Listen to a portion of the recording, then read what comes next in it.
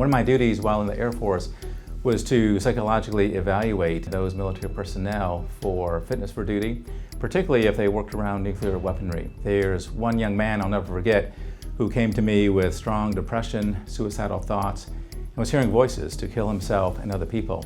When I asked him what he did, he said his job was loading nuclear warheads on Air Force bombers. You can imagine my concern with that, and not only did I get him safely psychiatrically hospitalized, but he also took away his nuclear clearance to be around nuclear weapons. The military clearly lays out the psychological standards for those personnel around nuclear weapons. Department of Defense Directive 5210.42 says that only those military personnel with the highest degree of trustworthiness, reliability, conduct, and behavior shall be allowed to work in the vicinity of nuclear weapons. Now, what if we apply those same psychological standards to the presidency? And what if President Trump were instead Airman Trump? And what if Airman Trump was assigned to the same military base I was at? Would I feel comfortable allowing Airman Trump to be around nuclear weapons? Now, also suppose that Airman Trump was involved in cyberbullying on Twitter.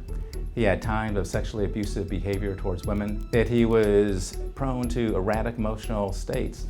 He'd had paranoia about being surveilled by others or persecuted unjustly, and that he had a long history of making highly distorted, if not frankly untruthful statements. Would I feel comfortable allowing Airman Trump to be around nuclear weapons? My answer to that was absolutely not without further psychological evaluation. That brings us to the great irony that the entire nuclear chain of command, from the airmen in the missile silos to the chairman of the Joint Chiefs of Staff, are all held to the highest degree of psychological stability and standards, except one person, the President of the United States, the very person who has his finger on the nuclear button.